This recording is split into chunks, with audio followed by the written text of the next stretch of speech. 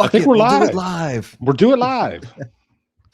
Should I say the F word or should I wait like 37 seconds? I think they got rid of that, and I already did. We were both kind of talking at the same time, so maybe that's good. But I heard YouTube got rid of that rule. Dude, I've always said fuck. Like, if I feel the need to say fuck, like within 0.3 seconds of a video, guess what? Yeah. I say fuck. I don't care. And so far, it hasn't really hurt me too bad. You know? That's I have used whatever language I want to use pretty much because I'm like, no one's watching my channel anyway, so it's totally cool. Yeah, I mean, like, I think if you build an audience, they will come. You know, that's old school, but that's what I did. Build the audience, interact with the audience. They will forgive you for saying fuck. It will happen. And like then Ryan maybe Mike, he'll forgive you. Yeah, you'll convince some people to throw it in there. What's happening, Ryan? What's up, Ryan? That's what's up. That's my good buddy from Portland, Oregon. Huge horror fan, Lee. So back in the day when I was listening to you daydreaming about doing YouTube, I was hanging out with Ryan. We were working at a pizza shop together. I saw his thorn tattoo, and I went up to him, and I was like, "Oh, dude," I was like, "Thorn tattoo, huh? Curse of Michael Is this Myers." a true story? Yes, this is a true story. This is my buddy Ryan. And wow, that's cool. Like, I spot his tattoo. I say something about Curse of Michael Myers, and he walks up to me. I'm sorry, it gets like this close.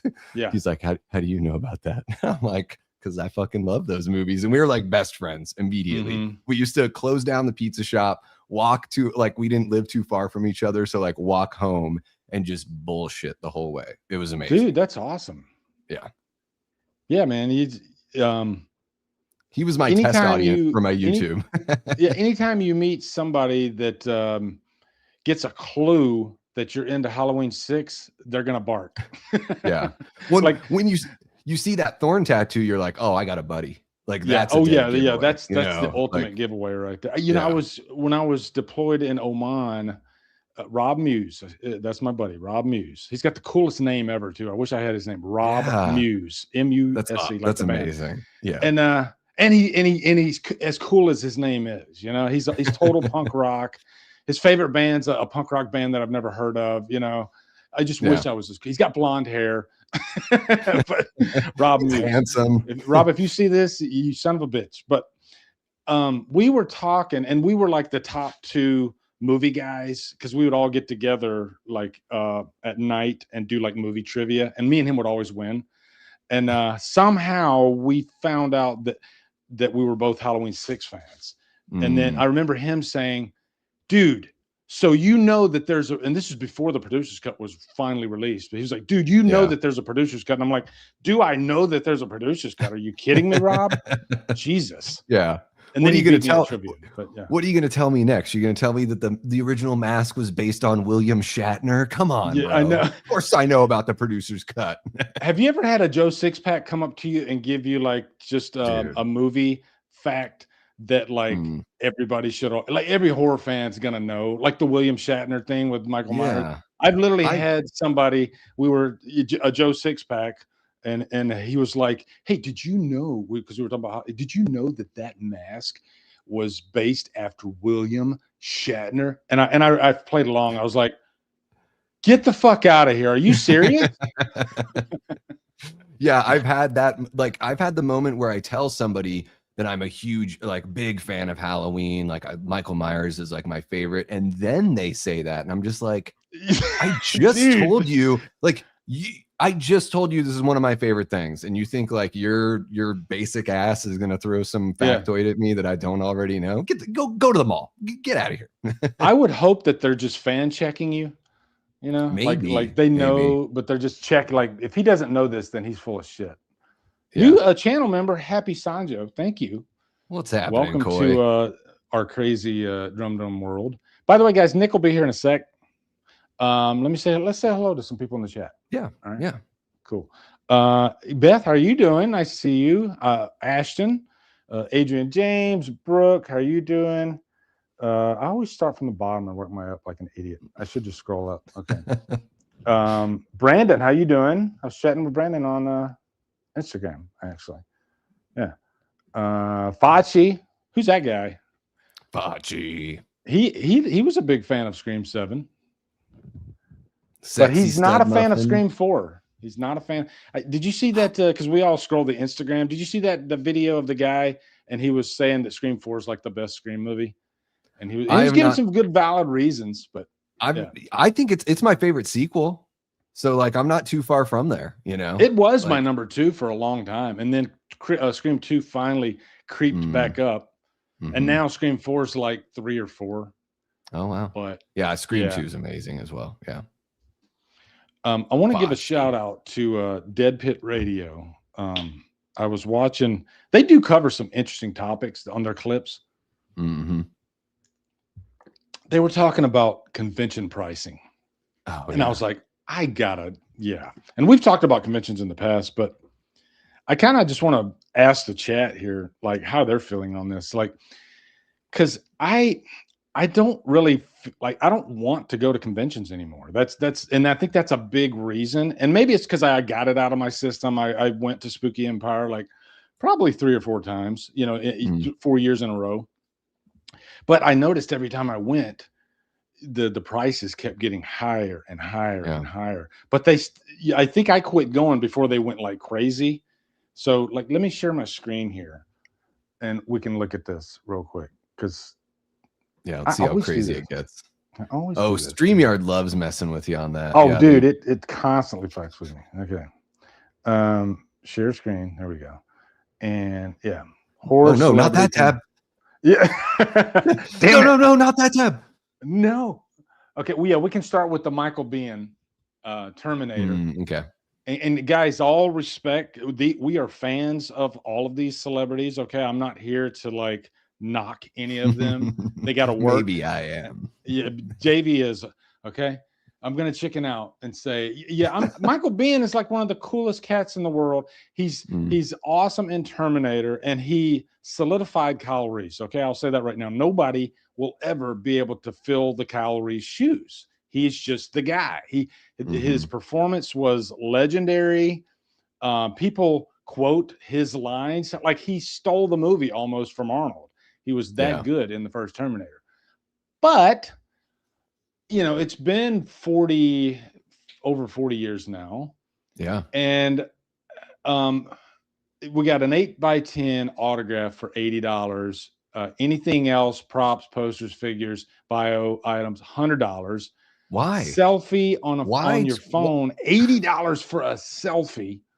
Yeah. Additional quote. So if you want him to write, Cowabunga or something like that, that's $40. Character name add-on, Hicks, Kyle Reese, $20. So that's an addition to the quote. And then you got the combo. Does that come with fries, the combo? And the combo is not even that screaming of a deal. It's like $10 off or what? Like autograph and a photo, 150, 170.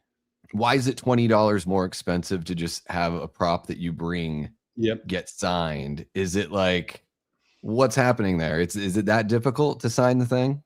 And they got you too, because you don't want to be that guy in the line and you got a bunch of people behind you and you want to like say, can we pause for a sec? I just have some questions about all this. Yeah. You just got to it's like the soup Nazi. You got to take your soup and you got to move on. Yes. And you pay what you have pay. to think about how much you're making hourly when an additional quote. So what? 20 seconds of writing costs $40. Like that's pretty good per hour right there.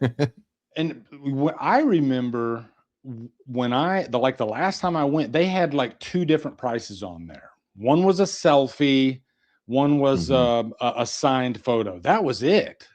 So it was an easy choice, and they were usually like $40 to $60. Yeah. But now, I wonder. I'm guessing with some of these guys, like, so some of them are a little bit older. The folks that are charging a little bit more. So maybe it's just sort of like, give me a reason to get out of my house kind of thing, And then also you got to be, you got to be looking at the management. Somebody's running this thing for them. They're not putting together all the numbers or whatever. You're right. You can't fully blame the celebrity because they have an agent, and their agent is probably saying, hey, you could get this. Yeah. As a matter of fact, I saw, and I think this was one of Dead Pit's shorts, but I saw Danielle Harris. She was talking about, they ride coach. You know, they make deals with what they can get, Mm-hmm. even like to the hotel, to the plane ride. And she said she negotiated to get first class.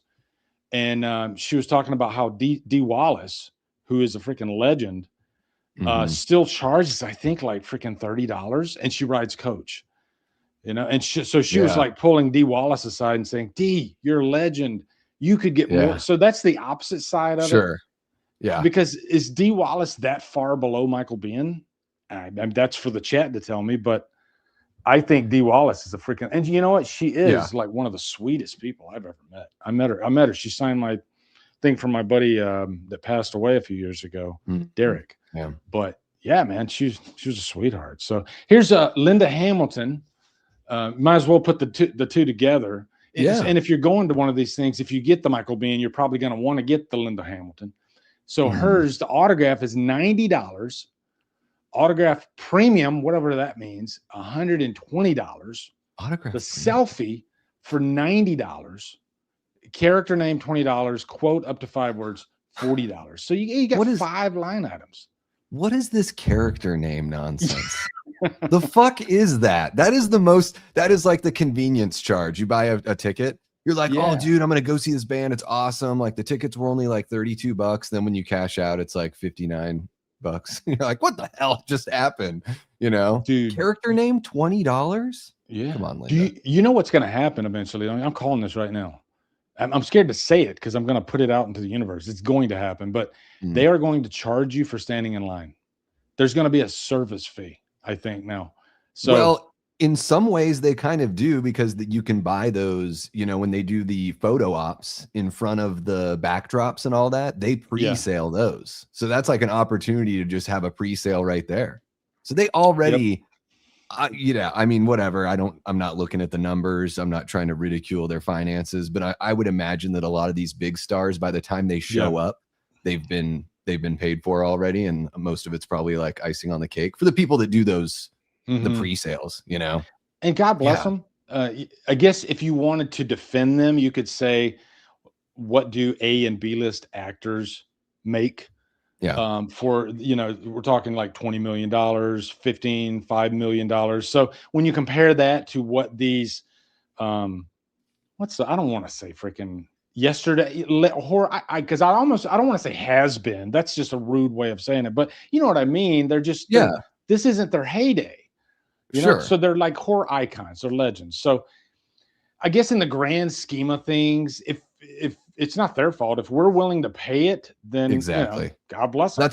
That's the whole thing about a free market, right? Like they have these prices set, people are lining up, people are paying out the nose. It is like I think what did Lizzie says, they are fuck my already broke fan prices. That's what they are. So I guess, and that's what I think about that bums me out, is because we all want to meet these people and have these interactions when it's not like financially feasible for you to go to a convention that you've already paid money to go to, or maybe you've taken time off work to go to, or you're bringing family or whatever, and you're there and you want to meet some of these people and have those interactions. Of course, I think we all expect to pay for a certain level of personal interaction, but man, these prices, you really are pricing people out of an experience that some people have waited, 40 years for, something like that. So I think that's the shame of it. But it's fully well within their right to charge whatever they want. I'm happy, like, going to H45 and going to like Mad Monster and everything, I've found more fair prices than not, for people. And of course there's just gonna be a scale, right? So the last time I went, Nancy Keys, who played Jesus, why am I forgetting Annie? Who played Annie? She was very reasonable. The Keys. I don't know. I didn't plan that, but it happened. The Keys.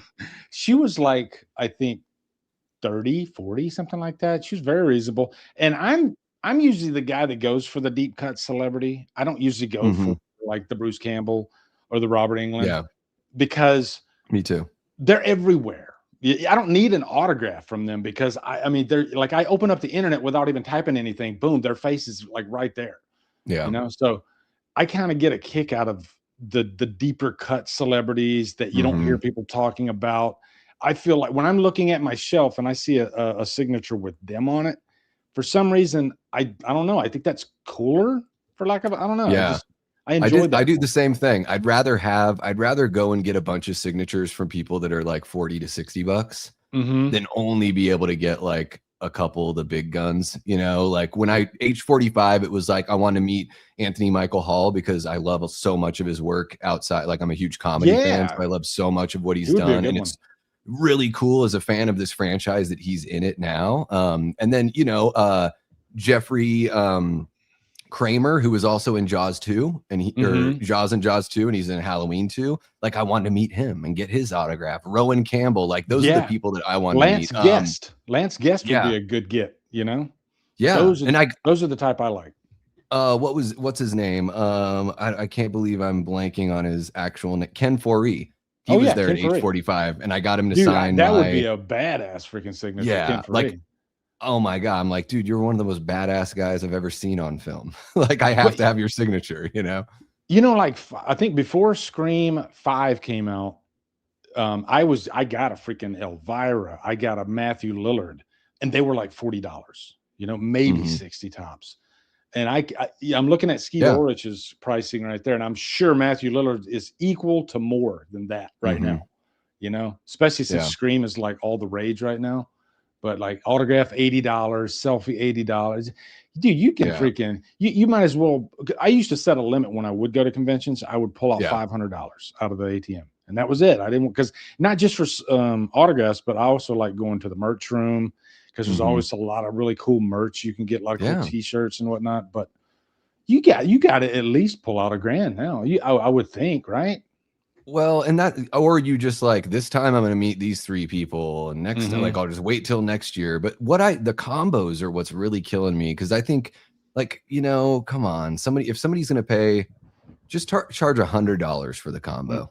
Yeah, fuck it, you know. But I get your Skeet. I get it. Skeet can probably pull quite a bit at these horror conventions. But I mean, like, even like we were talking offline before we jumped in here, and it's like, I think Kane Hodder was like $80 for a signature, and I don't even think I did the picture would have been $100, and I was like, thanks, but no thanks. $80 just for the signature. Amy Steele and Adrian King, it was like selfie and an autograph for like 40.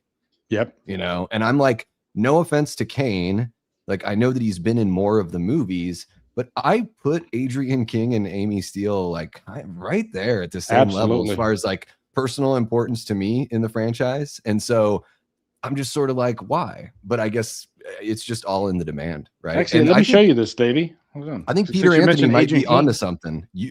I think Lee would be able to go. He said he doesn't go to conventions anymore. What Lee should do, get a table, sign autographs, and spend and yes, I am in my pajamas.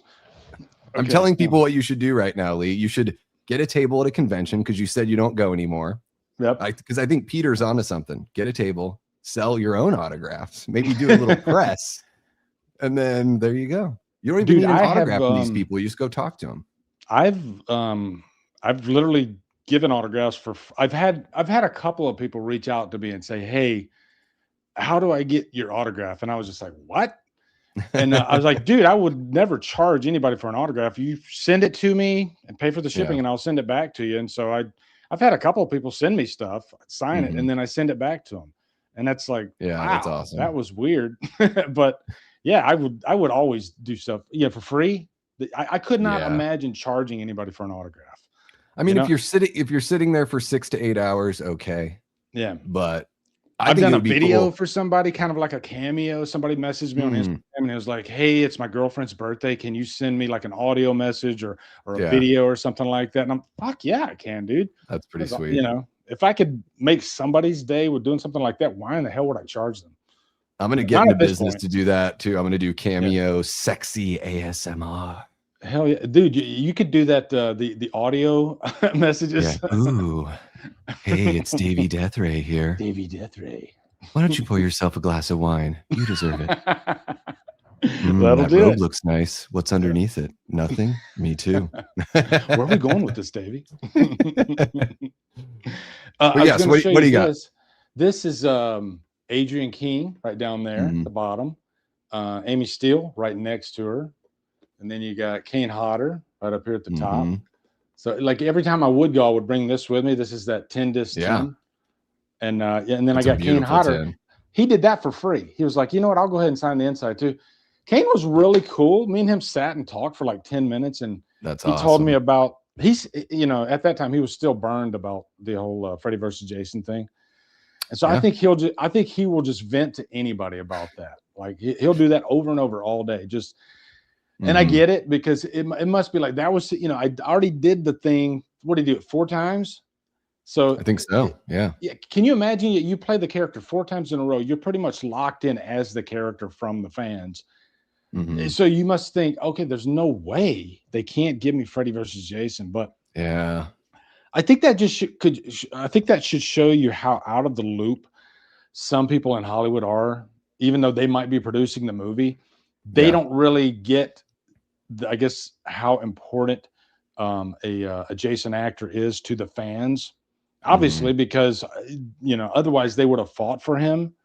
But Yeah, because I think they left that up to Ronnie Yu, which shouldn't be left up to the director. mhm. Unless he's the director's the creator, that he or she's the creator of the thing, like that's a weird decision to leave up to him. Because I think he just made the decision outside of fandom. I mean, Yeah. I'm not saying that he's not a fan of the franchise or anything. I'm just saying that he made that decision thinking, oh, I just want them to look different in size, rather than Yeah. thinking, oh, if I put Kane Hodder in here, this movie's going to make twice as much money. Yeah, I think it was an aesthetic thing. I think Yeah. And that Jeffrey Katz, I think he was the one that was just like, I don't want him to look like Kane Hodder. I want him to look like Mhm. this big hulking guy. Even though Yeah. Kane Hodder's like 6'2". So Well, maybe with his boots on. Yeah, Yeah. he's not like Ken is a beast of a guy. yeah. But I would venture to say, like, nothing against Freddy versus Jason. I think he's too big, kind of. Like, Mhm. it's just a little they could have shot that movie in a way to make it work with Kane. Maybe Yeah. it would have taken a little more creativity.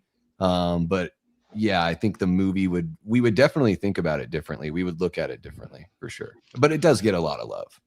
Let's see what Zach says here. Whorehound is Mhm. cool, but they have the karaoke each night. Karaoke for convention goers gives people an easy way to meet new people. Now that's what it's all about. I think that's Yeah. really cool. And I would think, yeah, going to a convention, if you like met fellow horror fans, I Yeah. don't know. I think I would get more out of that than actually just going to meet a celebrity, unless it was like, somebody that I've longed to meet my entire life, like Stallone or somebody like that. But Yeah. yeah, I mean, it's always the fans make the experience, I think, Yeah. that more fun than actually meeting celebrities. That's what But I that's love just about me. it. I've been able to go, so I've gone just as like, just, little old me walking around and just doing the convention goer thing, which is really fun. And I've been fortunate enough to go with the horror show channel people. So we have like a table and we're selling Yep. stuff. But there's so many of us that we still get chances to kind of wander and do our own thing and do the things like the karaoke, which is great. And then like the biggest benefit I would say is to be sitting at a table with Vincent DeSanti and Ron Yeah. Sloan from A New Beginning all day. Like that's Yeah, the I cool saw thing, to that be like, video that you guys. I think Cecil must have posted it, and it had you "Mm, guys like sitting. And I was just thinking, that's what I would love to actually meet fellow create. I think yeah, that would be the biggest high for me, is going and meeting mhm. other creators. Yeah. The whole vibe is just like I call it church. The horror Yeah. conventions are like church. It's just you Let me got ask you this: when you first, like, let's take Cecil. You and Cecil, how you guys live in the same town, right? pretty much, yeah. We're about like 45 minutes apart. We're both in the Phoenix area, just on Was that opposite like, sides of the like city. did you knew about the horror show channel and all that before you met Cecil for the first time?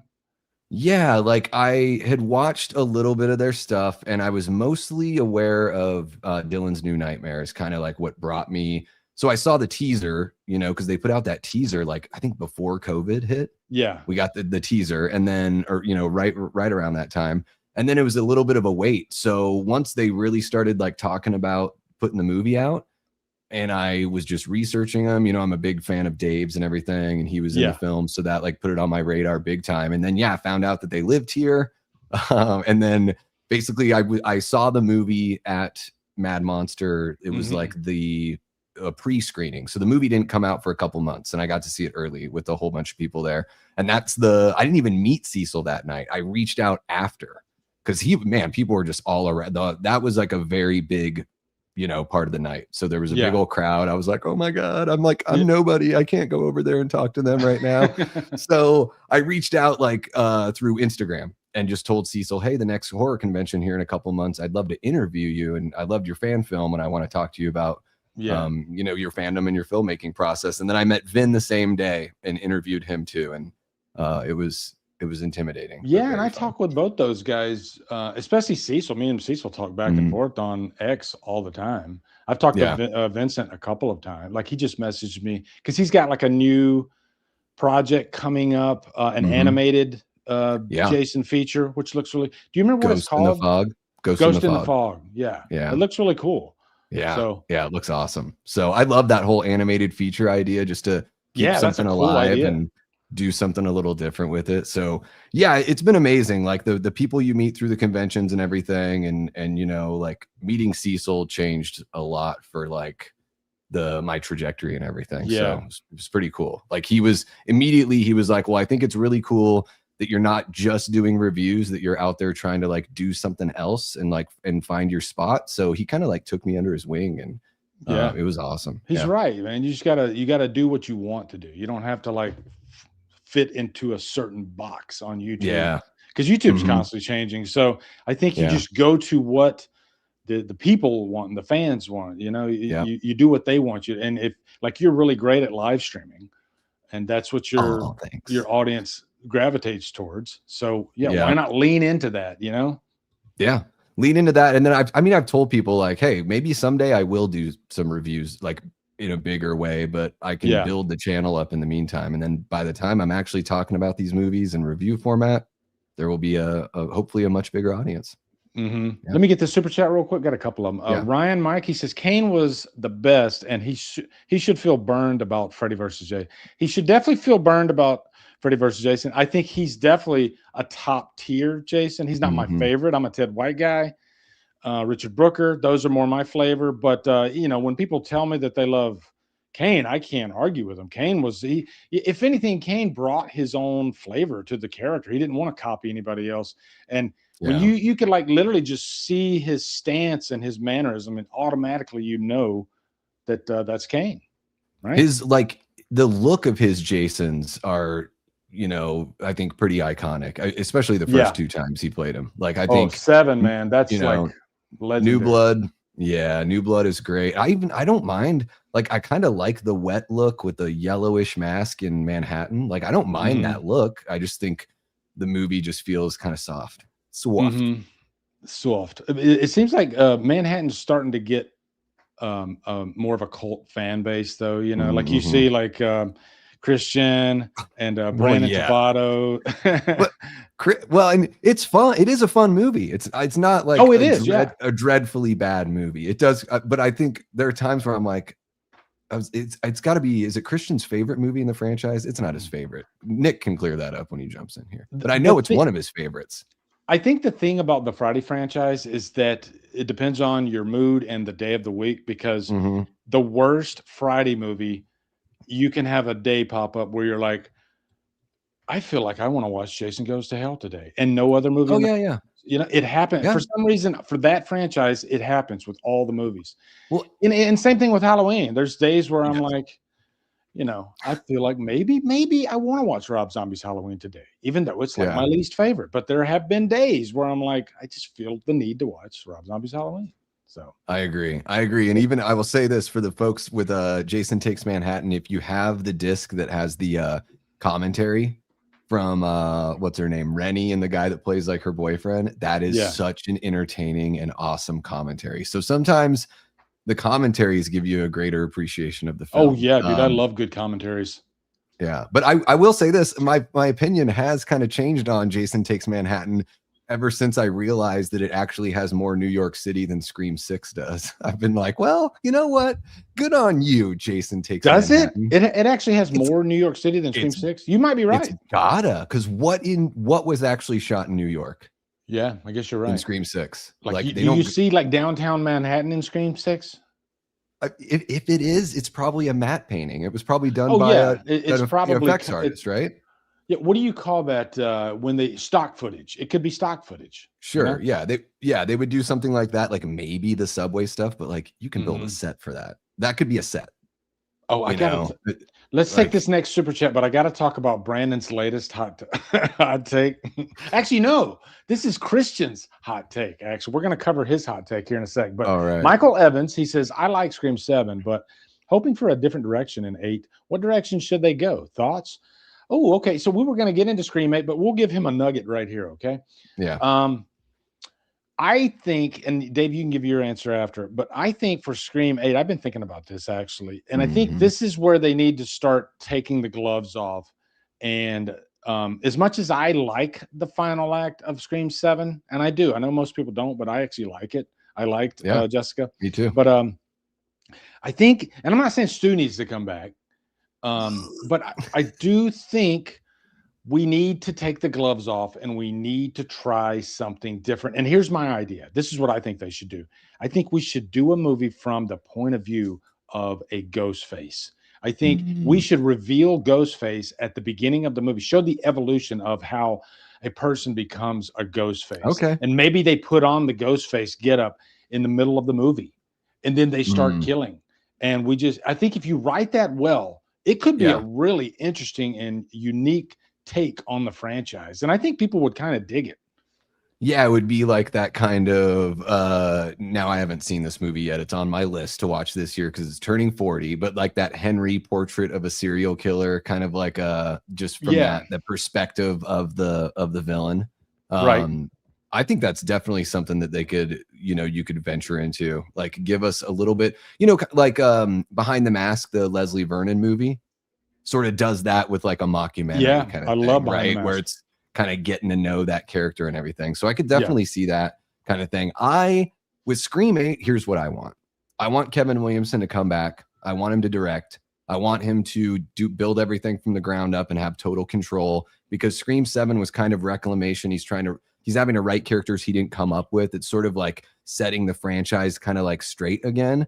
Right. And then you do Scream 8 with you keep Sidney and Tatum, but you find a way to phase Sidney out, and then he can hand off Scream after 8, and Tatum can be the main final girl from there. So you think are you saying get rid of Sidney altogether? They got to figure something out with her. You just can't go on forever. I mean, Nick's I love probably going to disagree with you on that one. Oh, and that's fine. Yeah. I mean, turning on his mic right now, though. If they can find a way to keep her around and not and make it work, we don't want her to become like Laurie Strode where we're tired of her, right? We don't want to get there. I need to ponder on that one, Davey. You're kind of perplexing me here.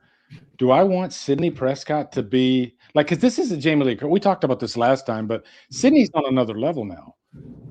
And I think because she's so important, it's almost like you can't imagine a Scream movie without her, because that's how strong she was in 7. Whereas Jamie Lee Curtis, I will jump out a fucking window if she's in the next Halloween movie. Okay. And I'll take my shoes off on the way down. I don't know why, but I would do that. So Nick, welcome in, bud. What's up? Yeah, sorry. My kid insisted on reading his stories himself tonight because he's first, man. Learning how to read. First. So I'm sitting there going like, come on. Like I can read these if you want me to. And no, I got it. I'm like, okay. But yeah, so I'm here now. It's okay because I didn't even see Ready or Not 2, and I know you guys were wanting to talk about that. So I don't know. If we didn't even get to that. We haven't talked about nothing. We talked about like convention pricing. We bitched about convention pricing. Which is god awful. And I feel like I never want to go to a convention now because it's just out of sheer principle. It's getting stupid. So you gotta have some self-respect at some point. You gotta draw the line. Yeah. Yeah. Let's get Sean G. Sean, how you doing, brother? He says, what's up, fellas? This might be a topic for later, but Davey just watched Cobra for the first time? Now I think it's time for Silent Rage. Oh, my God, Davey. I'm not going to be that guy, okay? Because we've all watched just completely destroy me. I saw Night of the Living Dead for the first time a couple of years ago, so I can't talk, okay? It was Pet Cemetery last episode was my shame. That was yes. And Nick is still like, he hasn't talked to me since, guys. So it's like, I don't get it. I don't get it. I liked the movie. I'm sorry. No, I know, and I appreciate apologize. that. But yeah, my God, it took you too long. Really what did you think of Cobra, Davey? I thought Cobra was so much fun. So, dude, like it is a slasher. I think it's that. It's also a gritty cop drama and all that. What surprised me the most about Cobra is Sylvester Stallone's humor. Like I enjoyed the humor and where they put it. And I was like, wow, it is kind of cheesy, but they're not going like too hard with it. And man, so many little bit actors that I've loved in so many movies, like Art LaFleur that plays the at the beginning of The Blob. He's the apothecary guy that sells the condoms to the kid, and then he's the dad of the daughter or the girl that's getting picked up. Yeah, like that guy's just all these bit actors that I love. Duder from Hellraiser is in there as well. Yeah, Cobra was a lot of fun. You see a lot of familiar faces in all those 80s like deep cut. Like when I watched 10 to Midnight, you know, going into these movies, you expect to see nothing but fresh faces that you've never seen before. But no, it's usually the same rotating character actors that are in like all these movies. But dude, Cobra is a classic. And they pretty much say that Stallone actually directed the movie, and George P. Cosmatos was a dick and a half on the set. when Stallone wasn't around, all the actors, like the guy who played the villain, the night slasher, Brian Thompson. Brian Thompson. He made no bones about how much of a dick George P. Cosmatos. And he said when Stallone would come on set, though, his tongue was so far up his ass, he was like just kissing Stallone's ass up and down. That sounds wild. Was that, Nick, was that a little graphic for you? It's unsanitary. It was very unsanitary. Yeah, they said he pretty much just and it made everybody sick to their stomach, just how much he was like, as much literally kiss ass. Almost as sick as the guy with the tongue up the other person's I was gonna say, he spread norovirus around that place. And I was talking about having stomach problems before the stream went, so maybe where's my mind? I don't know. We know what Lee's doing in his free time. Oh my God. But yeah, Cobra, you know, usually Canon, Golan and Globus, they usually seem really cheap, but Cobra had a good production value. I had a lot of fun. 3.5 stars for me. If it's Canon, dude, forget. I love it, dude. I'm all about Canon. I don't think I've ever seen like Sylvester Stallone's jeans are so tight. So if you like dude butts in jeans, you get you have to watch Cobra. It is like they're like stitched onto his body. He was all about the tight jeans and the scissors to the pizza, and wearing gloves constantly, like he's Dickie Roberts or something like that. Was that Stallone's idea to cut the pizza with scissors?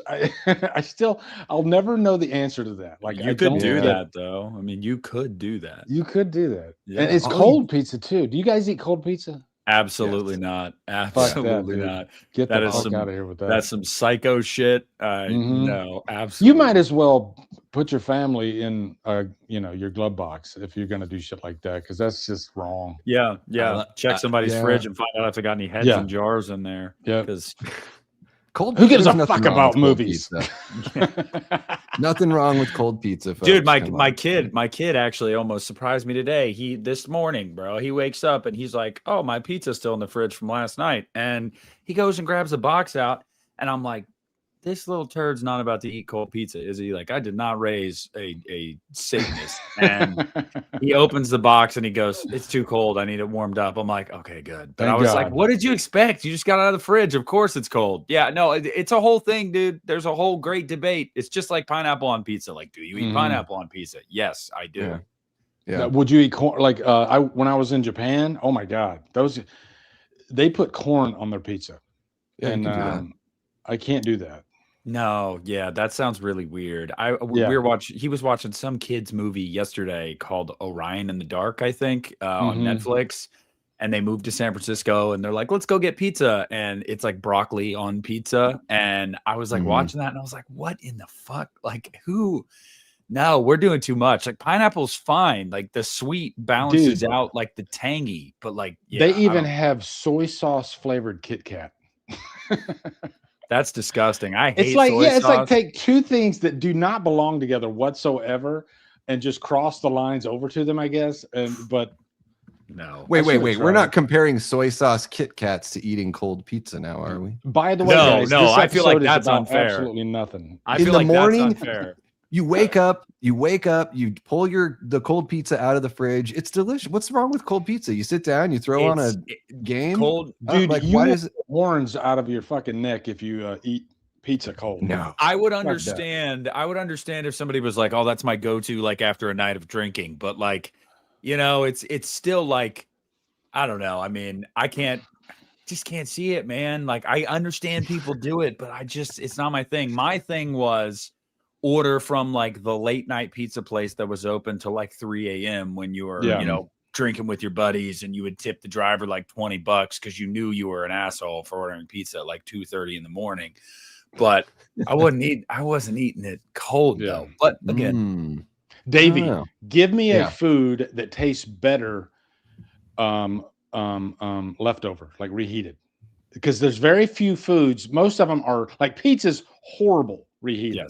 Yes. But if you have a toaster oven, it can do something. I'm going to tell you right now. Well, you go ahead and give me your answer. I have an answer though. No. If you have an answer, go for it. My answer is spaghetti. If you, that's a good one. For some reason, at least my spaghetti, it always tastes better the second time. I don't get it, but it is. It's the truth. It's because the spices get to know each other a little bit. Yeah, that's what it's like. The flavor just like it's like fighting to get out on the first time, but then when you make it the second time, the flavor's like. It's like what Kevin says in The Office. Nick's wearing his Dunder Mifflin shirt. He says, "Everyone gets to know each other inside the pot." Yes, about his chili. In my opinion, though, I don't think there is one. Like, I'm genuinely like waiting for you guys to throw, because you said spaghetti. I don't even like spaghetti, Lee. And get the fuck out of here! Damn. You don't like spaghetti? Spaghetti. Are you serious? I grew up lower middle class. Okay, dude, that's so crazy. We ate a lot of spaghetti, a lot of lasagna, a lot of meatloaf, and now as an adult, I hate that shit. Oh, so you're sick of spaghetti. There's a difference. Well, I'm not a big red sauce fan. Like, even with pizza, I get lighter sauce. I'm just not a big red sauce fan. Yeah, well, that makes sense then. Interesting. Yeah, it's tough to beat spaghetti. I don't think I can beat that one. Yeah, hamburger helper's pretty good too, reheated, if you do it right. But yeah, you can tell I'm not a cook. Thoughts on Demolition Man 2? Is there like news of a Demolition Man 2, and why should they ever do that? I don't know. That's crazy. No, I haven't heard anything about that. Because then they got to explain the 3 seashells. Yeah. Have you seen the diagram? You can find what the 3 seashells are for. Oh my god! I guess you I'll tell everybody what the 3 seashells are for. Okay. Thank you. With one of them, you're supposed to cup it up your buttocks, I think, and then I think you grab. You have to say buttocks. You grab the poo poo, and then you grab the second seashell, and you, I guess, wipe the poo poo as you pull the poo poo off. Stop it! Stop. Grandpa Lee should stop trying to explain this. I know, dude. This is like when my dad taught me. Maybe Steve T1333 should stop asking questions that require me to explain the 3 seashells. This is like when my dad had to explain the birds and the bees to me, but he whipped out a medical book and was. I thought you were going to say he whipped out. No, the medical book, and everything was so precise in like these medical terms, and I was like, dude, I'm 7. Somebody just said something at school. Like, I don't understand all this. So your dad told you like the medical terminology of all of it? Yeah, like the diagrams and everything. And I was just like, this is not okay. Have you ever seen Singles? Yes. Yeah. There's a scene in Singles. They show a flashback where his dad, the doctor's telling him about the birds and the bees. Yeah. And so then the doctor's telling him, and then they cut to him talking to his friends. And he goes, "You won't believe what he said comes out." And his friend goes, "What?" And he goes, "Spam." I'm not looking forward. I'm not looking forward to having that talk with my kid one day, because I'm just like, how do you even? Maybe I won't have to though, because even in my generation, dude, I didn't even need to have the talk. I never had the talk. Certain things were very accessible for teenage me. I ducked right under it, dude. I never had to have the talk. It just like I woke up one day and knew it for some reason. Well, I think watching horror movies help too, because you're like, oh, they're like Oh, okay. Like, so I think I put 2 and 2 together, but my mom was never around anyway, so she wouldn't have been able to have the talk with us. And even if she did, it would have been way too uncomfortable. I'm still not over the Santa Claus talk. I'm still not over that. Honestly, I still don't forgive her for lying to me. Yeah, that's another one I figured out on my own. I was going to say the worst part about the Birds and the Bees talk from my dad is he charged me $80 for an autograph, $80 for a selfie, and then $20 just to put his character name down there. It was brutal. It's just that inflation, dude. $20 for a character name. It'll get you. Hey, let's talk about Christian's hot take. Nick, you showed up just in time. Okay. What's his dumbass take? What is it? You might agree with him though. I don't know. I'm just gonna, half the audience might agree with him. I have a reason why I think he chose this movie. So he says that Poltergeist 2 is definitively better than Poltergeist. He's wrong. And I had to make a post on Facebook just to cleanse myself, because I was like, I can't do this anymore. These hot takes, they have to just for anybody to say that Poltergeist 2 is better than Tobe Hooper's Poltergeist is just insanity to me. I can't take that seriously at all. No. See, the Christian is a master self-marketer. Like, I got to give credit where credit's due. He's really, really good at ruffling feathers. And the worst part about Christian is he loves to pull the pin on the grenade and then run. Like he doesn't go into the comments section. He doesn't respond to it. He just nukes the whole room and runs away. Here's the thing.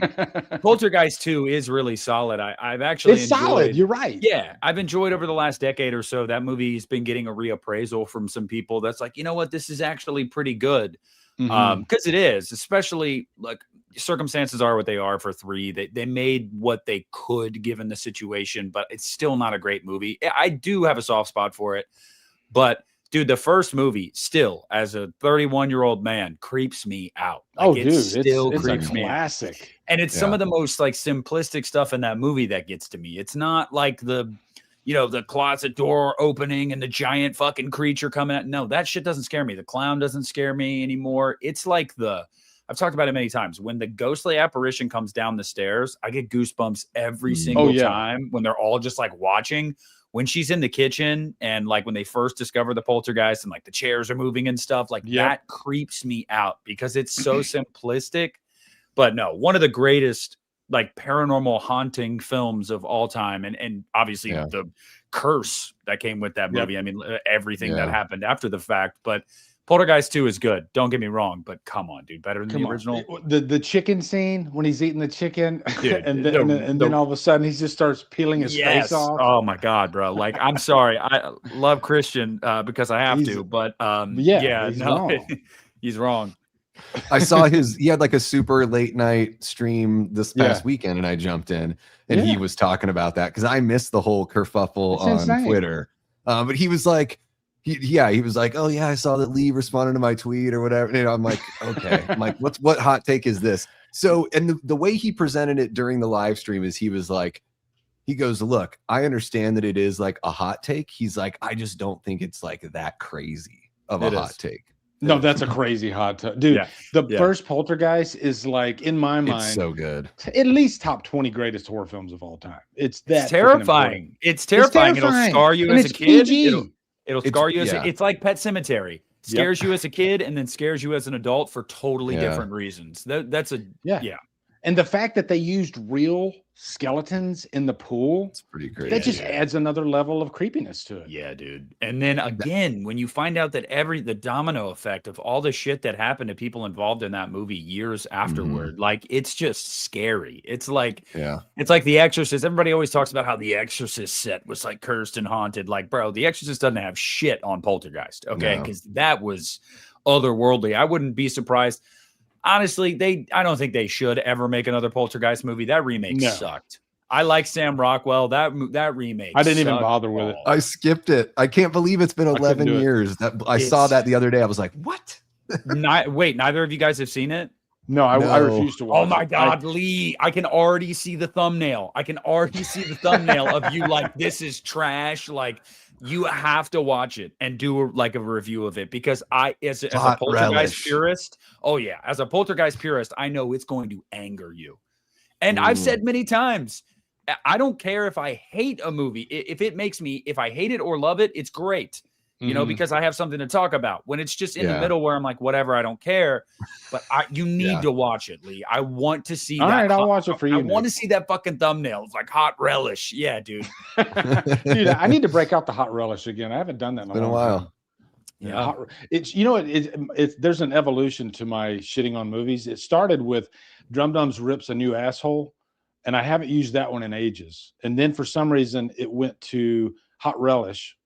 And you want me to give you guys the meaning behind hot relish? I've never told this story, and it's just a quick little story. Well, relish is dog shit. I hate relish, so for me, I just go, oh yeah, relish is disgusting. What do you get? There was a joke that one of my friends told me when I was like a teenager, and we were like, what's a joke that like it has a like no, it's like the answer doesn't make sense. And so he says, what do you get when you cross an elephant with a typewriter? And I was like, what? And he goes, hot relish. And I'm like, what? And it stayed with me for some reason. And so I carried it forward. Yeah. Well, do you like relish though? I like an elephant and a typewriter. Like I always thought that was weird, by the way, as a condiment. Like, yeah, dude, I'm gonna go to the Oh, dude, I don't like relish at all. No, I get some relish on my dog. I'm like, what? Yeah. I like chili on my dog, but yeah. Oh man, yeah. That's a whole other conversation. I'm here in Ohio. We've got Skyline, and people still don't understand Skyline chili. It's fucking awesome. But yeah, chili's the shit. Steve, he says, you hear Tarantino and Stallone working on a series. Thoughts? Where, man? Do you guys know anything about this? I haven't heard anything about this. No. I know. I know that Tarantino is a huge Stallone fan, and if you go on to James Whale Bake Sale, that channel, you might as well call it the Tarantino commentary channel, because it's just Tarantino talking about different movies, and he talks about Stallone, like he talks about Rocky 2, which is a good listen to Tarantino's thoughts about Rocky 2, not Rocky, but Rocky 2. So, I know he wanted Stallone to be in Pulp Fiction, but Stallone said no, and so he ended up going with Bruce Willis. So, but I haven't heard anything about, and Stallone's up there in age. He's working on Tulsa King right now. I don't know if he's going to be jumping into any big, but he might. I don't know. He might. I don't know. I check like the horror news sites, but not so much just the regular like Hollywood news. So I haven't seen anything. All right, let's go to this next. I feel like it's been a slow couple weeks news wise. Am I? Yeah, that's right. I got some stories here, but I kind of go with the flow. I think our podcast works better when we just do that shit. So I don't know. I like what we're doing right now. So Jigsaw says, "What's the matter with Sanders? Chicken? Oh, what's the matter, Colonel Sanders? Chicken? Chicken? What is that from? Spaceballs. Oh, okay, that's right. I haven't seen Spaceballs. A sequel I'm not looking forward to. Yeah, I know. Guys, are you getting annoyed with everything being remade? Even if it's a remake you kind of want to see, at this point, it's like they gotta remake everything. Like I think it's gotten lazier. They went away from remakes to like, oh, let's just make a sequel to the first movie, and that I feel like sometimes is even lazier, because like you're just cribbing off of nostalgia at that point. Like, some of them are good, but there's a lot of them that are super forgettable. Like, everybody still, anytime you talk about Nightmare, there's a large contingent of the fan base is like, you got to bring back Robert and Heather for like a Halloween 2018 like final movie, and I'm like, absolutely not. Never. Would I go see it? Yes, but that is like the least. That I want to see that the least of any Nightmare idea. I'd take a sequel to Nightmare 2010 where it is literally burnt cat makeup than whatever the fuck that would be. I would be scared that if they brought Robert Englund and Nancy back, there's a chance that it could come off as a B movie type quality. You ever let me give you an example. I Spit on Your Grave, like the original I Spit on Your Grave, 1978. Classic, very controversial, one of the most important horror films of all time, very controversial. And then they did like a freaking, I think it's a requel or something like that to it, and it's just shit. It's just a straight up B movie dog shit. We see this with the Hellraiser, some of the later Hellraiser movies. Actually, it's like the Hellraiser movies. They have like a hill because they get like, here's the dog shit, and then it starts working its way back up with the last couple, like Judgment, and I like the remake. So those movies are like multiplying every time I go and look at like, how big is this franchise? Oh Jesus, there's like 2 more movies that I didn't even know about tucked in here somewhere. It's like one of the movies flies out beside you. You're like, whoa. I wish, man. They, the last one was good. Of course, they make a good one, and then they don't want to make sequels to it. Man, See, I did not like that 2022 movie. I didn't like. There was not one character I liked. I just want somebody I can root for. Hey, who directed that one? Was it Brian Bertino that did the last one? No, that was David Bruckner. That's it, David Bruckner, yeah. I was somebody that defended that choice for the longest time, basically just saying, like, good. That was kind of the point. Like, our main character is, a drug addict that relapses multiple times in the film. Like, yeah, she's an asshole. Like, yeah. I think that the point of that movie, for me at least, was like, you all kind of deserve this. Like, you didn't, you stumbled into this, but like, you kind of deserve it. And so it's like, I just loved, I was just shocked to see Pinhead get recast and actually land for me. Like, I was like, how are you going to recast Doug Bradley? And then I was like, okay, I actually dig this. But Bruckner clearly was a fan of the source material. And the fact that went straight to Hulu, I'll just never understand. I mean, it got really good reviews. It had like a $20 million budget, dude. Like, that was a legit movie. And legit Hulu. Let me say hello to my mods, Erica. Hello, you're 2 fabulous mods show, and you don't say hi. I truly appreciate my mods. They always take care of me. They take care of the chat. Love you guys. And she's talking to me, Lee. She's giving me shit. Hi, Erica. I was like, I'm on Erica's Jamie and Erica are over on my side. But guys, when we do Hit the Bricks, I don't have like the controls or anything. And Lee is he's like the captain of the ship. So I need to get you like some handlebars. So that way, when we're on the Hit the Bricks, you can just kind of like every now and then go adjust the mirror. All right, guys. Do you guys want to hear? My daughter just got out of Project Hail Mary. Oh, do you want to hear what she thinks? Do you want to hear what she thinks? I'm going to see that this week. I'm excited. Okay, here we go. Let me see. She said, "I thought it was very wholesome, a little too long, could have been cut down a good amount, but it was very sweet." She sounds like Christian. Yeah. And that's what I expected from my daughter, because she's a busy woman, and you don't want to waste her time. It's very long. Yeah, she wants you to sit, she wants you to get to the point, and then I got shit to do, so let me get out of here, Yeah. Whereas I can sit down in a movie and I can just let it like envelope me, and dude, I'm not going to spoil anything for you, Nick, but I'm not gonna lie, dude. I was crying like a bitch in that movie. Oh wow. Yeah, dude.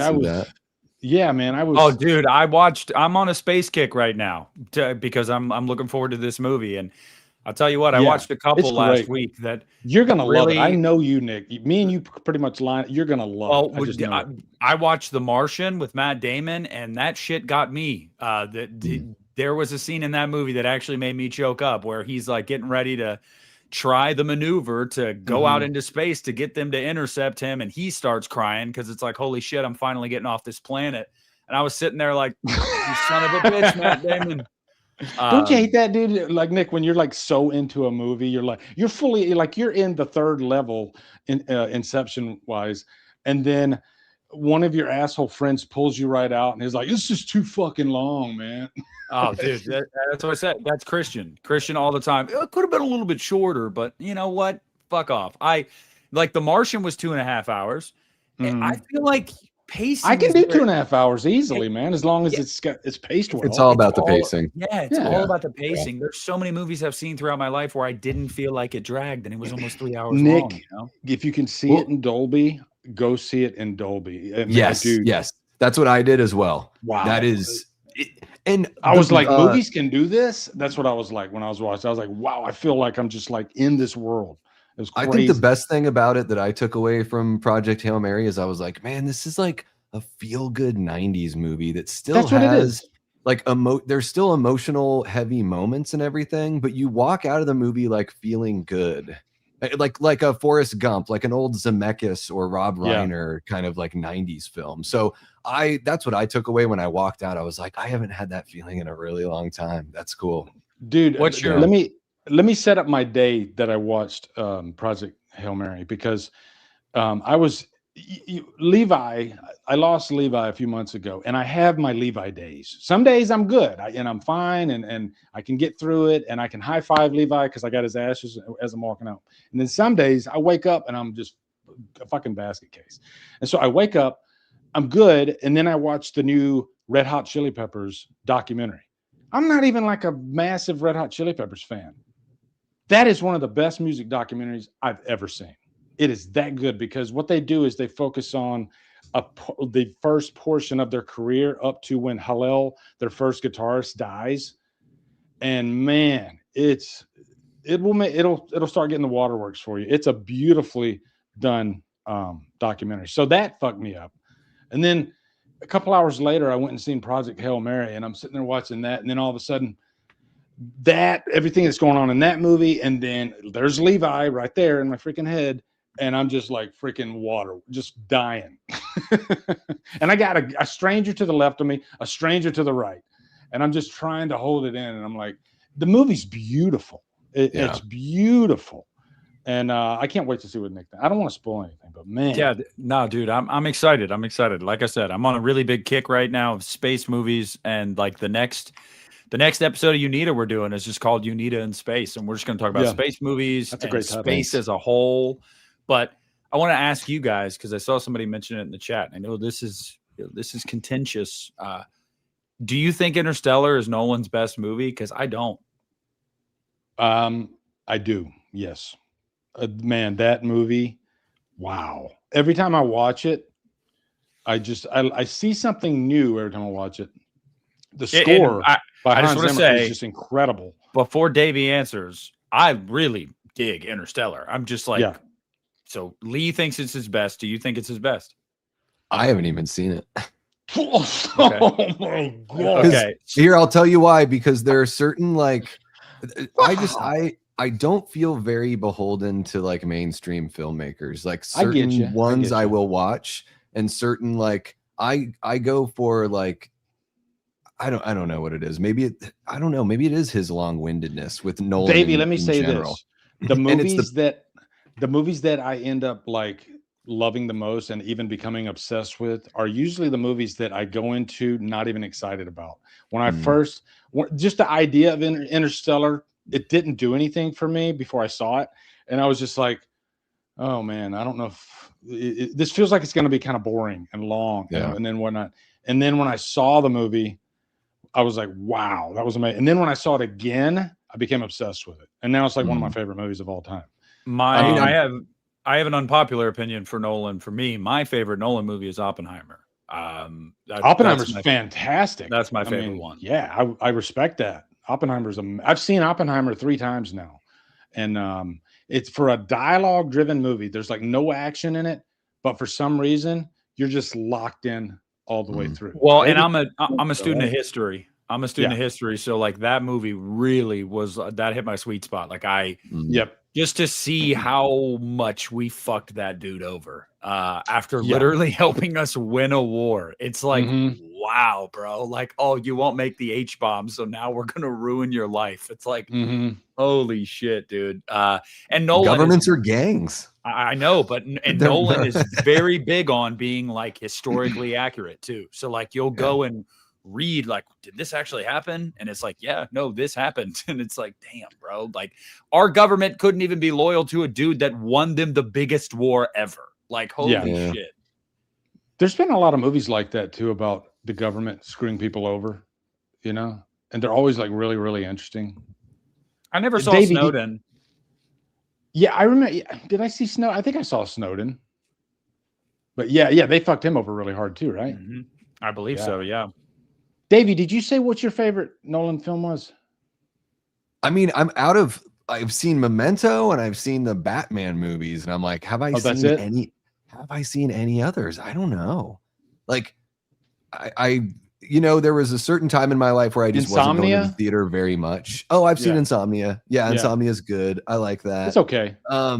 Yeah, I mean, like, and I think his Batman movies are good as far as like what they are. It's a different look. It's like Law and Order Batman, it's just got a little bit of a different feel. but I appreciate them for what they are. But I love them. You know, I think his top 3 are Oppenheimer, Interstellar, and what was it? It was The right Dark there. Knight? Not Dark Knight's on another. It's like, it's just that for some reason oh God, Dark Knight's one of my favorite movies, but I guess his like think pieces, like his cerebral type movies, Inception. Okay, yeah. I think as far as like his like, cerebral type movies, Inception, Interstellar, Oppenheimer, that's a perfect trilogy. You know? Yeah. Wow, man. Yeah, I mean, I think it's weird. The Dark Knight is a great movie. It's like barely a Batman movie, though. It is like a Joker movie. It's interesting that it's that kind of vibe in that movie. That's the least amount of Batman that you get, I think, in that trilogy. It always makes it's crazy to me too, because I have held the Dark Knight up in like comic book movie history, like higher than anything for the longest time, and then I actually felt like sacrilegious when the Batman came out, and I was like, is that better? I think that's better. And so like it's different. It's very, very different, but like I think the Batman is the best Batman I think it's better. movie. I think it's better. I do too. Let me ask you guys this question. He's an actual detective. Yeah. Like that, like, so it's the weird thing, you know, people think about things in a tier. They're like the casual, you know, comic book fans that they have an idea of who Batman is. And even the people that like, I'm not even that ingrained in it, but like, I love the detective side. Like, to me, that's the interesting stuff that we really haven't seen very much in the movies. Ben Affleck's Batman did it more than anyone else, although Michael Keaton's a little bit. But I loved that, and that's what I really loved about the Batman. Well, it was he's the working thing I was, with the police. Yeah, and the thing I was most impressed about with that movie, genuinely, was you took a character like the Riddler and made him like, dude, the Riddler was awesome.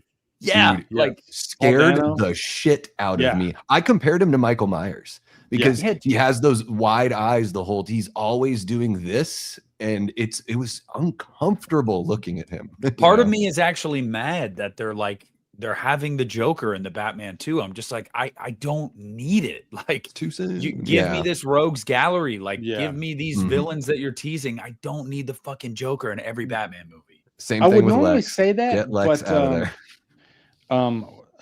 Barry Keoghan, though, his take on the Joker is so different, and like I think even like the scariest version of the Joker, that I'm kind of curious to see what a full movie with that Joker is going to be.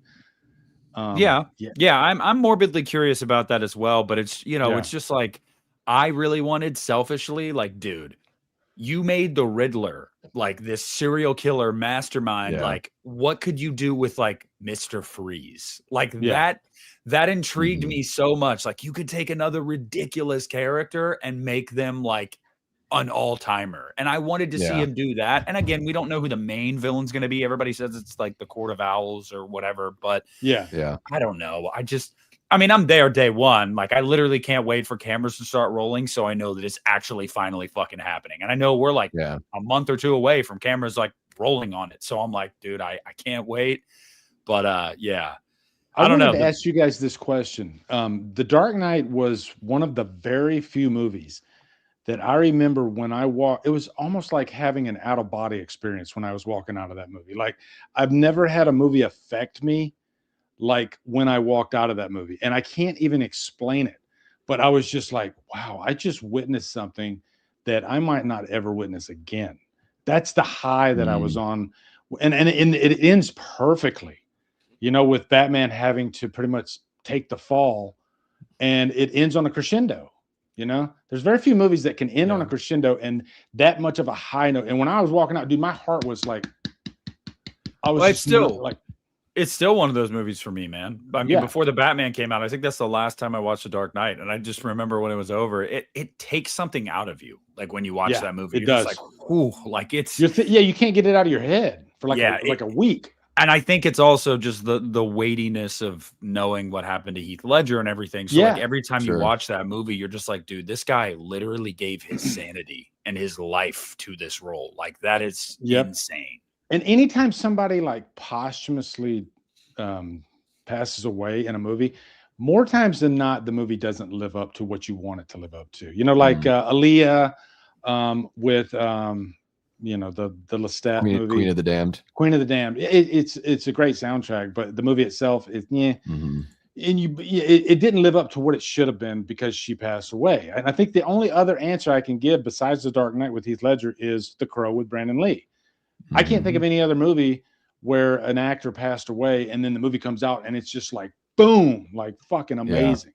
Those are the only two, and they both actually were 28 and they both had makeup on in their last movie, which is crazy. Definitely not Poltergeist 3. R.I.P. Heather O'Rourke, but that movie definitely did not make waves. No, that's a tough one. That's the one we're starting to get into B movie territory with Poltergeist 3, which is sad. And then the director talks about how he had to it was creepy because she passed away, but they weren't done. And so he had to shoot a scene with her. And so they had to get, I think they had to get a stand-in and he said it was just really creepy because they had this fake mask over her or something. Yeah. It's almost like that's got to be pretty uncomfortable. You can't even judge them. You can't even judge them for the final product because I can't imagine being that far into it to where you can't can it. So it's like, we have to finish this. You got to finish it for to honor them. Yeah. I mean, or just to honor the studio, because the studio's like, motherfucker, we paid for this already. Like, you have to give us a movie. They were going to shelve The Crow. They were never going to put it out. But then Brandon's mother stated that, no, I wanted to come out because I want to honor him. So can you imagine that? We might not have ever gotten The Crow, because they still had 2 weeks of shooting left. So and if we never got The Crow, we would have never gotten The Crow reboot. And I really dug that. So I know I'm on an island. I'm on an island there. I'm not on an island. There's some people that liked it. I think both of you guys are there. I still haven't seen that one, but I remember when it came out. Nick, I've come around to I actually quite love the new Crow movie now. And I went from not hating it, but I didn't like it. I was really disappointed the first time I watched it. And I've watched it. I bought the movie. I got the Steelbook now. Same. And man, the score is so good. I even have that score on my Spotify playlist, and I listen to it sometimes. It's a great score. It's just a very different take on the character. It's so different. Yeah. I honestly feel like that's the only way you could have done it. So you can't try to replicate Brandon Lee's Crow. So it's let's do something different. I actually dug that. I was like, okay, cool. They went a different direction here. I think the second he starts putting when he puts the makeup on, from that point on, I think the movie kicks ass. The Opera House Massacre is fucking awesome. Fucking insane. That shit is awesome. And they play the music that they played when he was putting on the makeup. I got chills. It was really good. Do we want to talk about The Exorcist? Or Nick, do you want to talk anything about Scream 8, or are we kind of sick of talking about Scream? Do we need to let it rest? What do you think? I am a little screamed out. I'm a little screamed out. My voice is given out from screaming, but I don't feel like I can do it anymore. I do want to touch on The Exorcist briefly, but I will just say about Scream 8. Somebody asked me last night, do I think they'll rush it? No, I think it's going to be 2 years. Because they're looking for a new director, which is crazy to me. I really thought Williamson, after giving them the biggest Scream movie ever, would be like, fuck yeah, dude, this is my baby now. But honestly, kudos to him for being like, nah, man, let somebody else do it. So that's cool. I'm interested to see who they get. I really want some new writers really fucking badly, but I feel like Paramount and Spyglass are going to be like, nah, dude, we gotta bring the gang back, because these movies have just been getting bigger and bigger. And it's like, bigger and bigger, and also dumber and dumber in the most important aspects of the movies. I think it'll be about 2 years. I look forward to it because Scream has yet to let me down. Even my least favorite movie in the series is still watchable. I think they need to pump the brakes. I don't want Scream 8 in 2027. I think they need to pump the brakes. No. Even if it's December 2027 to match around the time hold the fuck on. Maybe. If they play up it, dude, I need a Scream movie in the winter. I fucking need it. I've needed it for the longest time. Just give it to the snow. So that's really my thoughts on Scream 8. Nick, let me tell you. Somebody asked about Scream earlier. Nick, I want to see what you think of this idea real quick. A Scream movie from Ghostface's point of view. So it's the whole movie it starts with a guy who's not even Ghostface yet. So you get to see what happened, why he wanted to become Ghostface, and then he dons the Ghostface mask, say the first third of the movie, and then he starts doing his thing. Do you think that could work? I think it could work in the right hands, but to what degree? Work is doing the heavy lifting there. That word is, because it would have to be a damn good script. Yeah, and I also feel Corey Cunningham Scream movie. I'm in. Sounds like it'd be a cool. I'm in too. Film. Yeah, that's all I have to say. I kind of agree with film you. like that. Yeah, I agree with Davey there. Like, it feels more like I'm gonna be honest with you guys. That makes me think of like In a Violent Nature, and I was not a huge fan of that movie. It was really a rip off of Jason, but it is not interesting to me when we follow the killer's POV for an entire film, like the entire movie. Right. I'm like, because Davey was talking about this earlier with Hellraiser. Like, most of the time in horror movies, we want to have a character that we can latch onto, that we can root for and care about, and get to know them and see what makes them tick. And like, when you're following the killer, you don't really get that. So, I don't know. I mean, but I would like to see somebody, and I don't even mean to say that in like a way to denigrate at all. Like, no, like if somebody could actually do that as like a fan film or something, or an experiment, like it'd be cool to see how that would look. But for a hour and 45-minute movie in that franchise, I don't know. Davey was chomping at the bit. Go ahead, Davey. Yeah. So I just watched Milk and Cereal last night. Have you guys seen that? Sounds familiar. No, but I do like milk in my cereal. So it's the Curry Barker. It's the last film that he made on his YouTube page. So it was like kind of what really, I mean, he'd made other shorts before, but this is like an hour long, this film. And it kind of is, I don't want to spoil anything because I think you guys should watch it. It's very well made and worth the watch. But when you're talking about a diary of the Ghostface kind of thing, that movie kind of does that a little bit. Oh, okay. So I think it could work from like a found footage, sort of like they're doing their own interviews as they're going about their their killing spree, that kind of thing. Yeah. So I think you can make it work, but I would rather see it as a fan film and not a mainline studio produced thing. Kind of like, I haven't watched all the Saw movies, but it seems like not many people have many nice things to say about the Spiral movie. And it's like, it probably just should have been its own little, like, even more so fan film kind of thing, But yeah. So I guess we could talk about Exorcist. I don't know anything about this movie. All I know is you don't know Mike anything Flanagan's, about the plot. Mike Flanagan's directing. He's bringing back the gang, which I'm for. He hasn't proved me wrong yet. Like, the guy, if it's working, you keep stepping on the gas. And he has a team that he likes to work with, acting wise, crew wise, and they make good shit. So yeah, I'm definitely in. He's got Scarlett Johansson. It looks like she might be possessed in the movie because I saw a poster that's got like a cross over her eye. Yeah, good luck trying to make Scarlett Johansson unattractive. Good luck. It ain't gonna work. Yeah. No. There's a scary movie joke in there somewhere. Yeah. No, I'm really dick off. I'm really excited for that.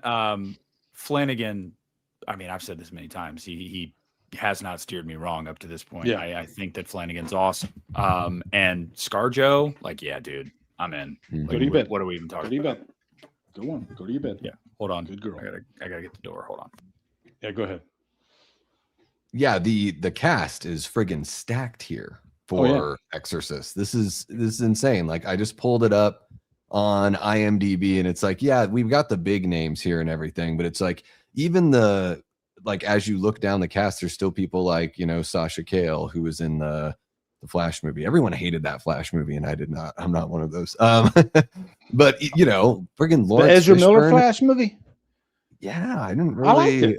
I liked it. I went in it not expecting much, and I was totally entertained. So yeah, Sasha Cale's going to be in there. I mean, Chiwetel Ejiofor and like Lawrence Fishburne, and dude, Leguizamo is so much fun. I think he's even more fun, like, more lately than earlier on in his career when it seemed like people were pushing him to be more comedic. Yeah. Like, I kind of like Leguizamo when he works it into his character, but it's not like the main thing, Oh, I love Leguizamo. I mean, he was great in John Wick. And he's also Benny Blanco from The Bronx in Carlito's Way, which is a really cool character. He's a lot of fun in Violent Night. I love him as the villain in Violent Night. Yeah, he's great. Cracks me up. Land of the Dead. I mean, Cholo and Land of the Dead. That's one of the greats right there. So according to this article, they're starting photography. Accompanying photo of the slate reveals that frequent Flanagan collaborator Michael Famagnari, the Haunting of Hill House, Dr. Sleep, is serving as director of photography. So yeah, it's just pretty much his. Yeah, I don't need to read anymore because that's pretty much what it says. It's his. Isn't this slated to come out next? Is it March or did they move it up? Let me see at the bottom here. I think you're right. March 12th, 2027 is what I'm seeing on IMDb. Yeah, March 12th, yeah, 2027. less than a year away. Let's go. Wow, let's go, dude. And I can't wait for everyone on YouTube to be like, oh my God, they made a good Exorcist sequel. like everybody that was, I'm just going to say, I'm sorry, but like so many people went into Believer not willing to give that movie a chance, regardless of whether it's good or not, because it was David Gordon Green and it was right after Halloween Ends. And then after it came out and a lot of people were disappointed, the discourse was, don't touch The Exorcist. Like, you shouldn't be making sequels to The Exorcist. You can't top the original. And then all of those same people were like, oh, Mike Flanagan. Oh, this might be good. And then it's going to come out and they're all going to be like, oh, it's good. It's like, you can't have it both ways. You can't say don't touch The Exorcist. I was willing to give David Gordon Green a shot. Sure. Yeah. Because I liked Halloween Ends. And I walked away from Exorcist Believer being like, I mean, I think Christian and I, our sentiment was exactly the same. It was like, like it was fine. Like I didn't find it offensively bad. I didn't find it particularly good. It passed the time. There's some decisions I wouldn't have made. But overall, I was like, whatever. I felt like it was harmless. And that movie, everything in the 2 hours in that movie was worth it for the final scene to get Ellen Burstyn and I'm not mad I watched Linda Blair. Linda Blair. Yeah. Like you said, it's I hated the ending, the final act, but overall it had, like, I saw, but like there were a couple of really chilling moments in that movie. Oh, come on. There's one of the best parts of the movie is in the final act where the demon tricks them and then says, I choose you, and pulls the little girl to hell. And you're like, shit. I mean, they had some creepy looking stuff, like visually, but you know what also is, like, the editing. I don't know who edited the movie, but David Gordon Green, I think he likes a certain style of editing in his movies, and you saw a little bit of it in Halloween Ends, but I think he reeled it back a little bit. I think he went a little bit editing crazy in Believer, because there's some transitions in there that kind of like throw you off, like, what are they doing? Because it's just like when they're doing like the family photo in like the first part of the movie, and I was just like, this is weird. It's kind of like discombobulated. I think he thinks that editing elevates the scares in a movie, which I don't really. I think it's more about mood, atmosphere, lighting. Like, that's music. David Gordon Green is very much like jump scare, hectic editing, and it's like, that's not scary, David. Like but I do think the human stuff in that movie was actually really good. What was the what's the main actor's name? Oh man, I'm trying to remember. I can't remember. I can't remember his name. He's a really good actor, and I thought he was really good in it. I liked the relationship with his daughter. I liked the kind of juxtaposition you had between his family and the other girl's family, and how different they were. Like the human stuff. But again, I think David Gordon Green does the human stuff pretty well in a lot of his movies. I don't think that's the problem. Nick. Are you guys talking Leslie Odom Jr.? Is that who you're talking about? Maybe, yes. Cool. Nick, do you think Believer failed because it was an Exorcist movie and they usually don't do that well anyway? Or do you think it failed because it was just a really bad movie? Okay, well, we do need to put this in perspective, because like people ran with this on the internet and it really made me laugh. The movie made like almost $150 million, if I'm not mistaken. Okay. So like, but everybody was like, oh, it's a failure, because the reporting came out like, hey, Blumhouse purchased the rights for $400 million. So it was like, oh, to make only $150 million on this one. But like, you give any other horror movie, a requel no less, $150 million at the box office, and people are going, oh, wow. Okay, they did pretty well there. So it was really just the price tag to acquire the rights, which I don't know why Blum paid that. That was absolutely. Was it $400 million they spent on? They figured they're going to make. You figure you're going to make movies for 10 to 15 years. Yeah, right? 100%. But like, Halloween is a bigger property than Exorcist, and they didn't pay $400 million for that. So like, and it's a better property too. The Exorcist was not marketable at that point. Nobody cared about any movie since 3, and 3 wasn't a hit until years later. So it's it's wild to me that they paid that. I think that's bad business, but it did. I mean, it was a lot of people went and saw the movie. I think that the reason why it has the cloud over its head that it's seen as a failure is, one, the price tag to acquire the rights, but two, David Gordon Green coming off of Halloween Ends. I think it was a really bad move following Ends, because half of the horror fan base was like, this guy fucking sucks. People hated it. I mean, you got freaking Gold Standard. Like, he can't, that's all he talks about is how much he hates David Gordon Green's trilogy. You have fans like that. They just, he really got on their bad side. Look at Shyamalan. We've seen it throughout Shyamalan's career. When he's coming off of a stinker or two, his next movie does not do very well. Like Trap. Trap did not really make waves because people were like, your last few movies have sucked. Like, no thanks. Yeah. Let me say hey to my buddy Cody Falk. And I don't think Cody will mind me saying this. Those of you that don't know, I was associate producer on a Crow fan film that was supposed to come out late last year, but then there were some things that held it up, some distribution things. And we do have a trailer, a brand new trailer for the movie. Because I've had people ask me, like, what's going on with the Crow movie? There is a brand new trailer coming out this week. And I'm not going to say when the movie's coming out, but watch the trailer, because the release date will be at the end of the new trailer. I'm excited. Cody's excited. The whole team's excited. The reviews that we've been seeing from like test screenings of this movie have been through the roof. And so I'm really excited. I haven't seen it yet, but I'm really excited. I can't wait. I mean, this is something that Cody and I had talked about. It might be like almost 3 years now that we were just like, he was like, hey, what do you think about making a Crow fan film? You know, because we're both big Crow fans. And I was like, that's a fucking awesome idea. And I remember at one time we had a completely different idea. He was going to do something like in like, I think the whole movie was going to take place in like kind of like a haunted house type thing. But then that got scrapped. And so it got really ambitious. So I'm really looking forward to finally getting this thing out and people seeing it and me seeing it.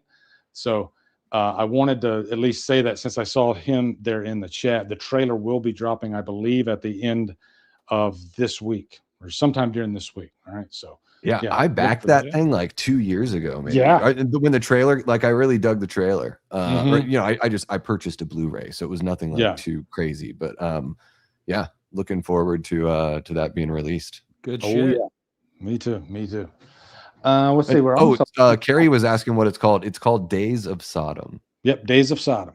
I think at one time, I think it's still called Days of Sodom. Originally, it was going to be called The Crow Days of Sodom, but then there were some legal issues with that, and it went back and forth. Cody, you're in there. Did we ever change the name back to The Crow Days of Sodom, or is it still called just Days of Sodom? I think it's still called just Days of Sodom. But I mean, just seeing the trailer, I got really pumped for it, because, you know, that was the first time I actually, you know, these ideas actually came to fruition. And I'm like, oh shit, it's actually happening. And that's just the great thing about filmmaking and art in general, is like everything starts with just an idea, a spark. And then oftentimes the idea of actually making it turn into like a 2-hour movie or something like that, or just a pipe dream. But when you can actually make it happen, I mean, even if you make a bad movie, and I don't think this is going to be a bad movie, but I've often said this before. Yeah, I give movies bad ratings, but that person made a movie, and to be able to do something like that is, you know, even Chris Stockman. I wasn't the biggest fan of his new movie, but I was still in awe that the guy did it. He finally, you know, because he's so low energy, you can't believe he actually like was able to be awake long enough to make a movie. Holy cow, Chris! Where's the smelling? They had salt, a nap bro? schedule, so yeah. Never saw it. Never saw it. It did not. Never saw Shelby Oaks. No, it didn't catch. Or Iron Lung. I mean, I haven't seen Iron Lung yet. Chris's technical work on it is good. It's the story for me. So it's like, I think it's definitely the story. Maybe if somebody else wrote the movie, he can make a better movie, I think. But whatever. Davey, wouldn't you say it's kind of front loaded and then it just kind of like peters out?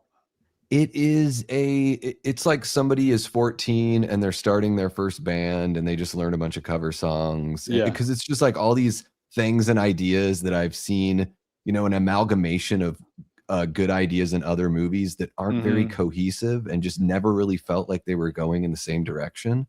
Yep. And there are some people that like Allie there. She liked it. And I saw, you know, there's it's fan base. And I'm not even saying it's bad, you know, it's just that it's like, I've seen far worse movies. It's just kind of just there, you know, like you were saying, Nick, it's tough to be like, I can't really be too passionate about it because I don't hate it and I don't love it. I'm just sort of like, all right, there we go. Guys, what is the worst thing? A movie that is like, I mean, just absolute shit stain horrible, or a movie that's just like, bland and boring is the worst. Yeah, bland and boring I think is worse than an that's the biggest crime. Boring is the biggest crime. When I walk out of a movie, if you have a shitstorm, you can laugh about it, you know? When you walk out of a movie and shrug, it's the worst because you don't even feel compelled to make a video about it. You're like, okay, dude, I've been there so many times.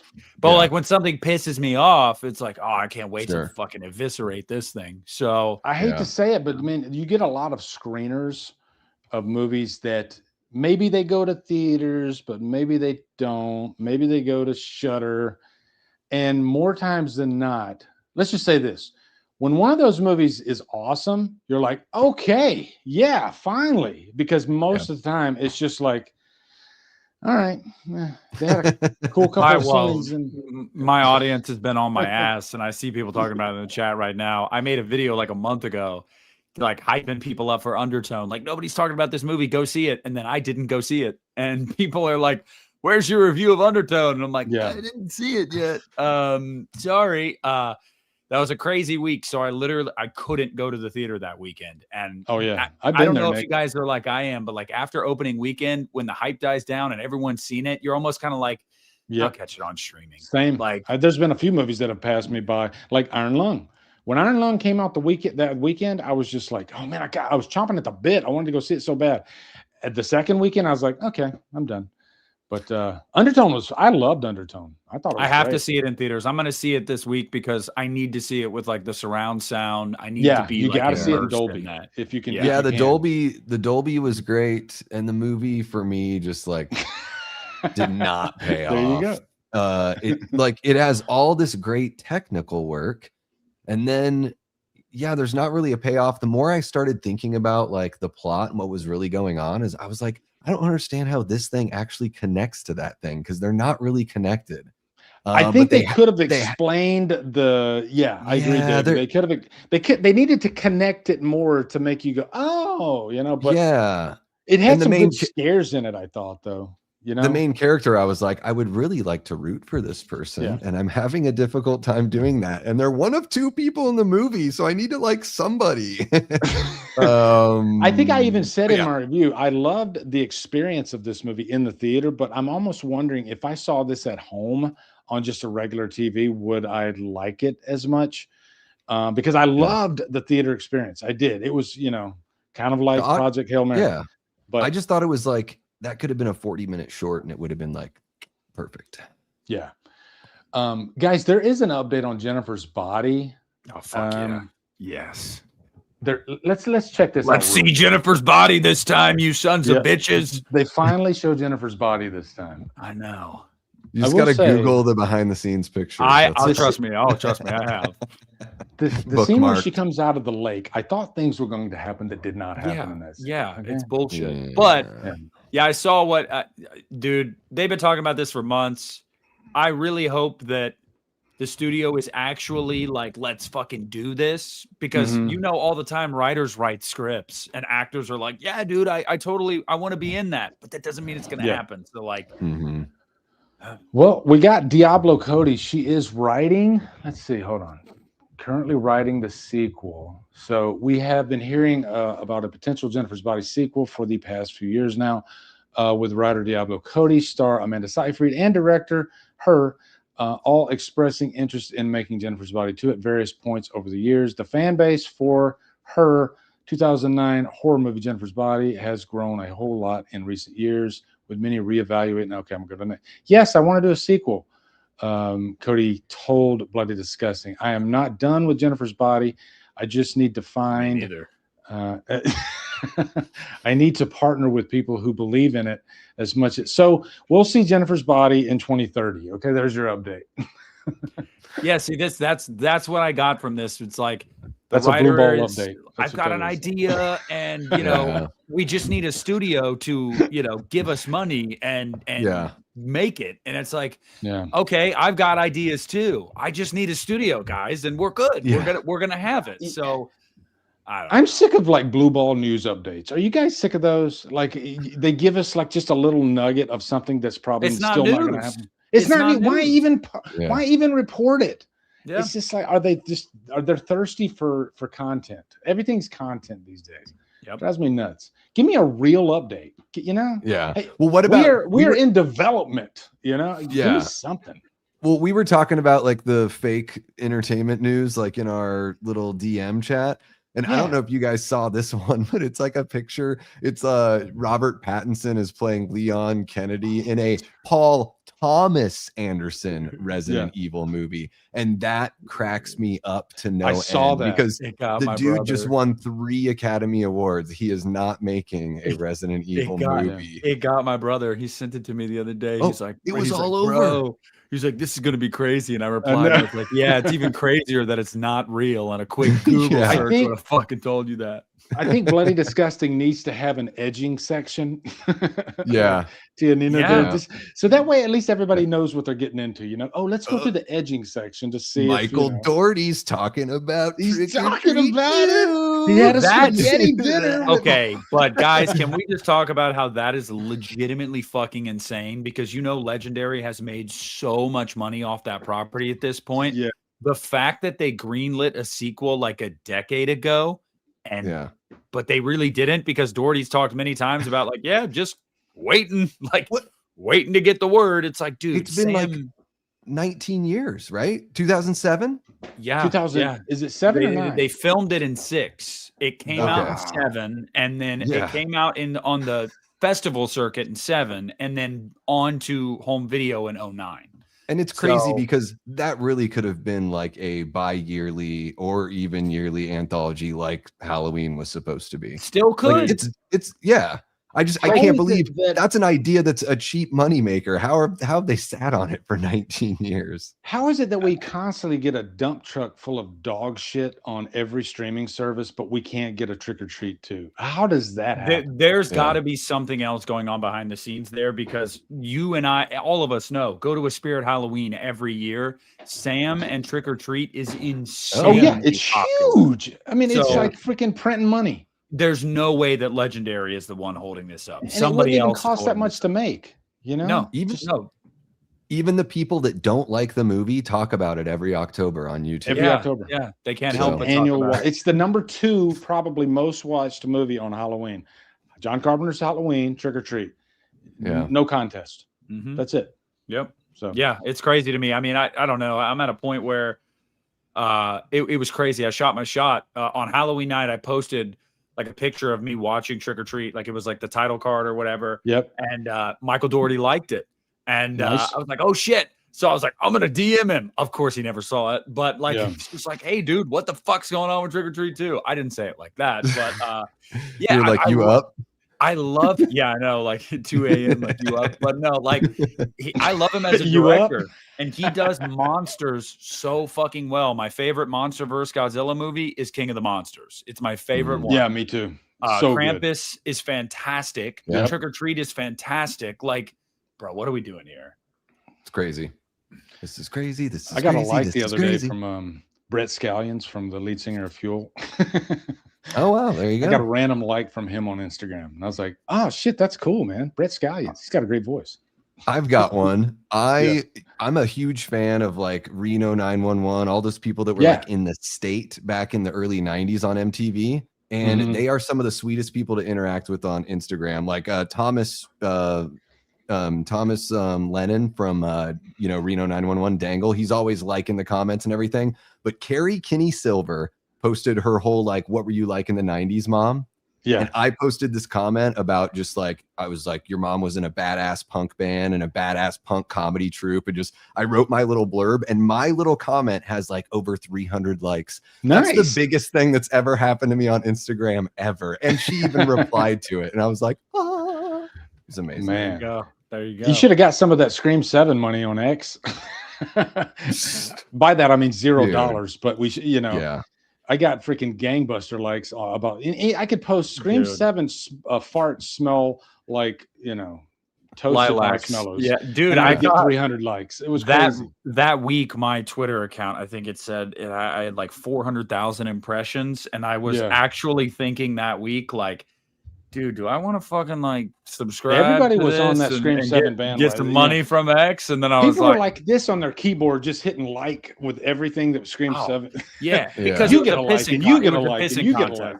It was a pissing contest. There were so many people that were like, "Yeah, fuck you, boycotters!" Like they couldn't wait to see anything positive. And you could straight up lie. And you'd still get people agreeing with you and liking, you know, just like, I think I even did it as an experiment, you know. The adjusted for inflation defense that people kept trying to use. It's just like, oh, Jesus. Yeah. You've been waiting to play that. Whatever you need to say to fucking coddle yourself to sleep tonight. Like but the movies that they like, they don't use the adjusted. Oh, yeah. Inflation. If Scream 6 had done it, they would have been like, it's the fucking biggest one. Scream. They know the defense. It's stupid. Yeah. It's so funny to me because I'm like, wow, they're acting a lot like Amber and Richie. Mm-hmm. Yeah. They really are. Like Scream 7 is Stab 7. Where was all their 7 is Stab 7. And I know you backwards meta. Wow. I know you liked it, Lee, and I'm not trying to throw jabs because I'm looking forward to seeing it myself, but I'm just gonna say this. Where was all that energy for Ready or Not 2's big box office? That's all I'm saying. Dude, that's all I'm saying. The internet's not real life. Yeah, I got egg on my face on that one because I remember we were talking about it, and I was like, this movie's going to be huge. Boy, was I wrong. Like nobody gave a fuck about Ready or Not 2, but I didn't realize that it had been like freaking 7 years. Yeah. 7 years, dude. I thought Ready or Not came out like 2 years ago. But even then, Ready or Not was just a modest. It was like you know.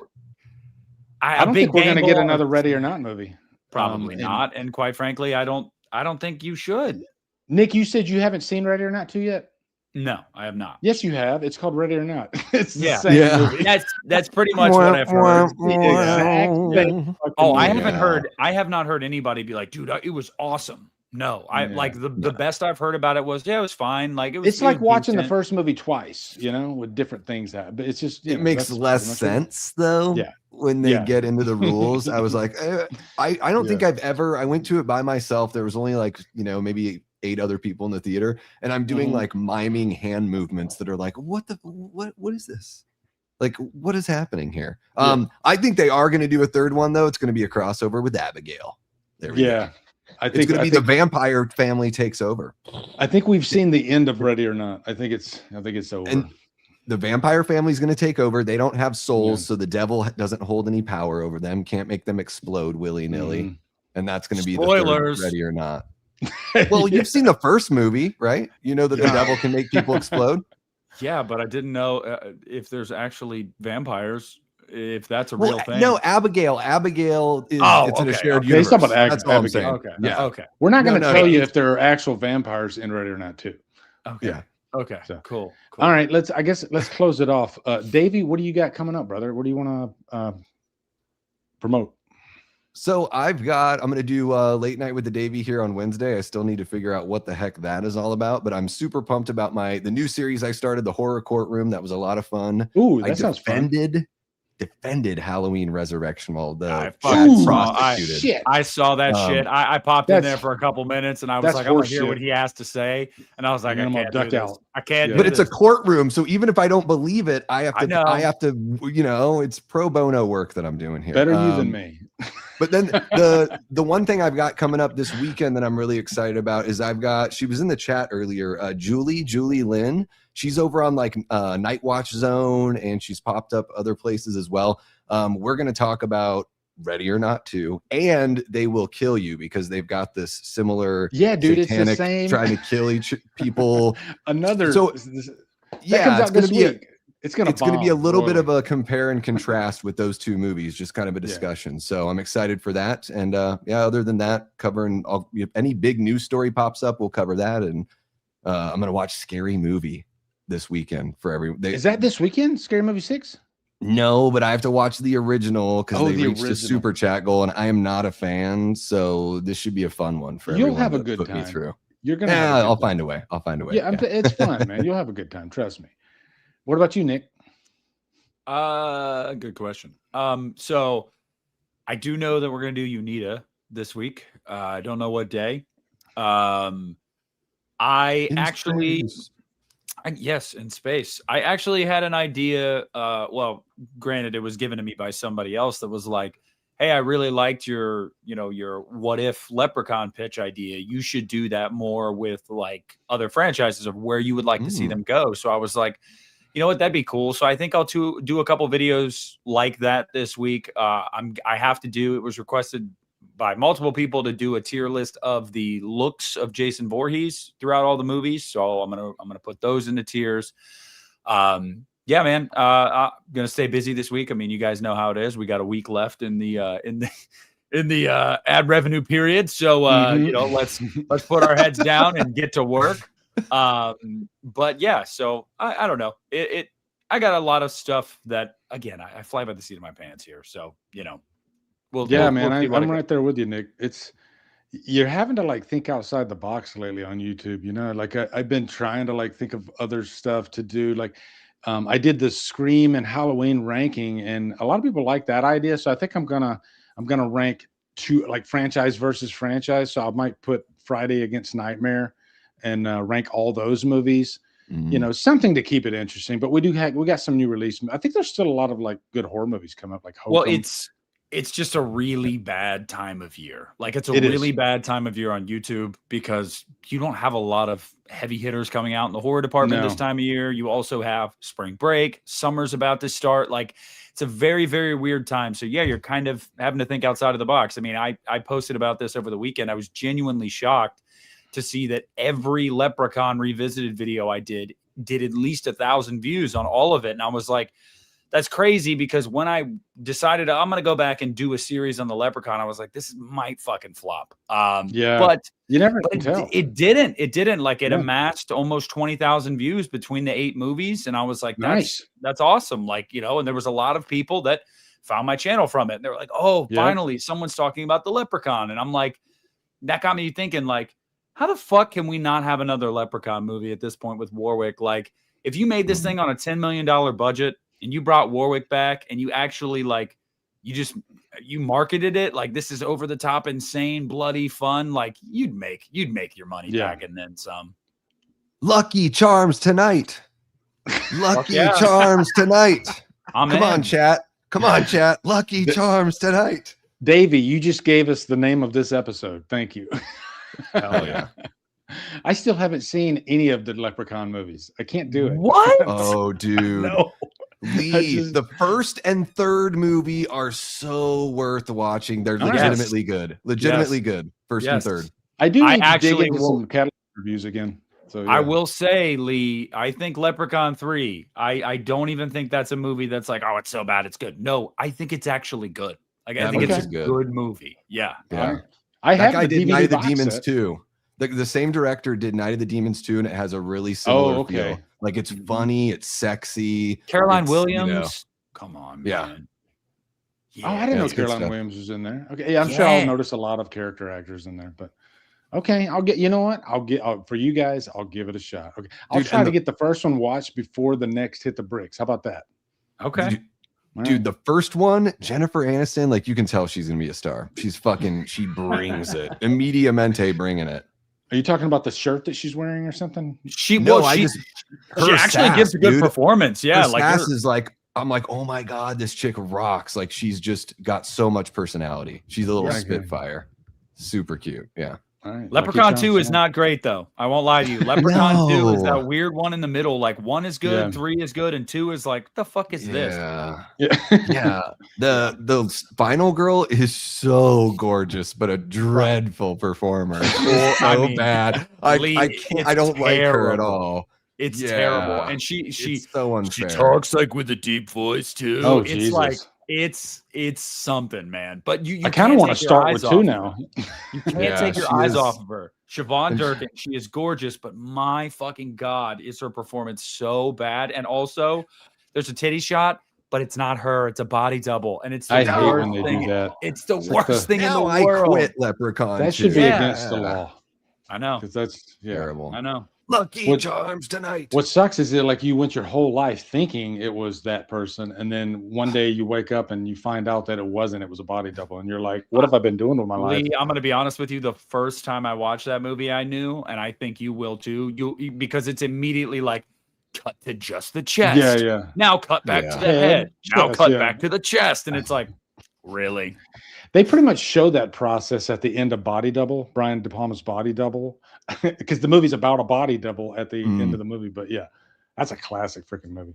All right, my dog's going crazy, but yeah, go ahead, Debbie. What they should do with that titty shot from Leprechaun 2 is intersplice in the fake Lin Shaye titty shot from There's Something About Mary. Oh my God!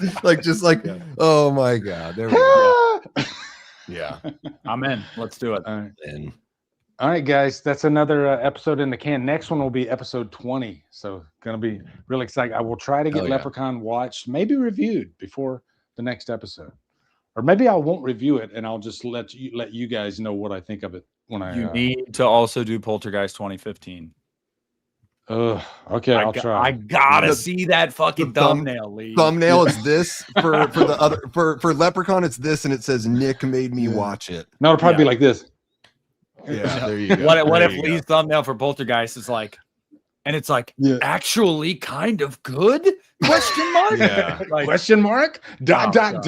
Exclamation. Best in the franchise? Yeah, better than the original? Oh God, I'll lose just my to get Christian mind. back, Lee. You have to do it just to get Christian back. All right. For the I'll do it for the thumbnail. Yes. Everything for the thumbnail. Yes. All right, guys. Everybody take care of each other. We love you. Mwah.